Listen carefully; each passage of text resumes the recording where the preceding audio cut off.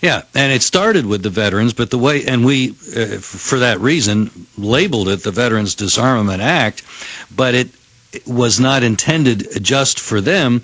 It simply didn't have the money in the bill to provide for everybody else that's going to get zapped by this thing.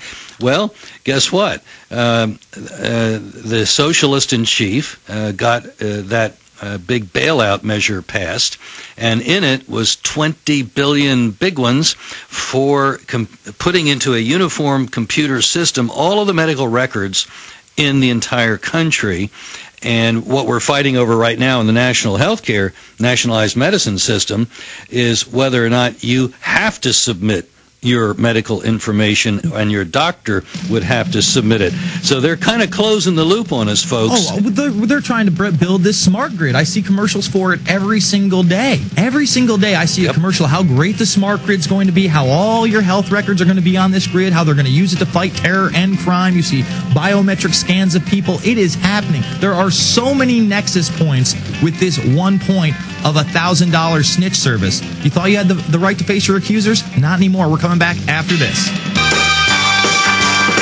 You know, I just want to give out one other just scenario I came up with over the break that just shows how flawed and ridiculous this program is. Now, I'm a criminal. I'm a drug dealer. I'm a gun dealer. I'm going around and selling weapons. Now, I'm thinking to myself, man, I'm not making enough on these weapon sales. Why don't I catalog my clientele? So I'll sell a gun for between $300 and $600, knowing it's illegal. I'll then go give that gun to somebody, then turn them in and make another $1,000 on it.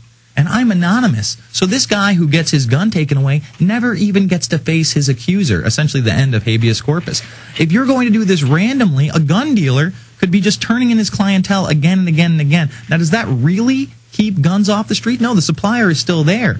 And maybe he doesn't run in all of his clientele because some of them are repeat customers, and it's not business savvy for him to turn them in for $1,000. But the lower level customers, it's more than business savvy for him. And that's just one of the many things that is wrong with this bill, on top of creating this next Stasi force. And like we said, you know, it starts with guns, and then they're the environmental police. And this really is a nexus point. I mean, Newark, New Jersey is a city center. I'm sure that they have a city year group that's now funded by AmeriCorps running these national commercials, and that is the next step in snitch services. They're going to be going door to door on September 11th this year to try to recruit you into this civil service corps. Meanwhile, H.R. 1444 is out there, and they literally say they are putting out committees for national service for everybody, including baby boomers. Baby boomers get their own section. I mean, I don't know about you, Larry, but I don't think that we need 60-year-old women and men in city-year jackets as the new Stasi force. That's the idea, is to have neighborhoods full of watchful eyes. After all, if you have nothing to hide, you have nothing to fear.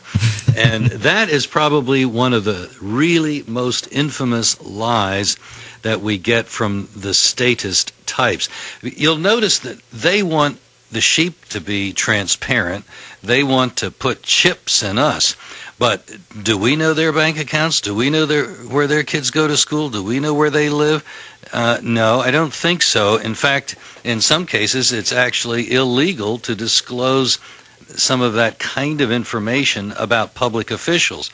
We've seen the hypocrisy of transparency with newspapers who, from time to time, go on a let's tell the world, including especially stalkers and other criminals, who the people are with concealed carry permits. Want to know where Dr. Smith lives that might have a bunch of pain pills in his house? Well, here it is. So in Virginia, this was done some time ago, and the list of all the concealed carry holders was published in a newspaper in Fredericksburg. And the retaliation was swift and, I thought, rather clever and effective.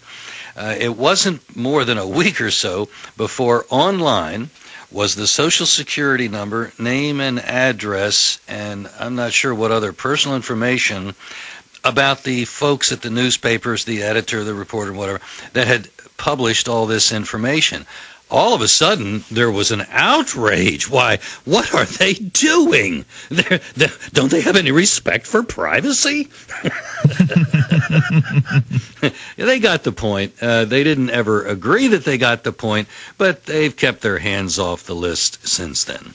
Well, the point is, who watches the watchman? Who is big brother to big brother? There is no oversight, and these guys it's like this Federal Reserve situation. The Federal Reserve causes the crash of the economy, and then we're going to give them new SEC-type powers to oversee themselves. And, like I said, I just read this one, FDIC gearing up for bank closures. Yeah, they're going to cut out the banks that aren't playing ball. They're going to shut down the good banks while they can contain their monopoly. And we're seeing this over and over and over again in every facet of our lives. Well, we also see when socialists make decisions regarding businesses, and I didn't want to say business decisions because that might imply that they had a business logic. We can see what was done when General Motors recently wanted to locate in I think it was Nashville, but a city in Tennessee, and the socialist in chief, the new chairman of the board of government motors, said no. And the reason was because there wouldn't be union employees in that state, and because the carbon imprint just wouldn't be acceptable in that location. Well, if you look at Chrysler, for instance, they're taking this opportunity to distribute it throughout North America for their little North American union. Yes, now we're going to have 2 plants in Canada and 1 in Mexico, and there's only going to be 4 in the United States, making 7 total. But this will make friends with our North American neighbors, Larry. Larry Pratt, Gun Owners of America, thank you so much for joining us. It's been a pleasure. Folks can find us at gunowners.org when they go to the web.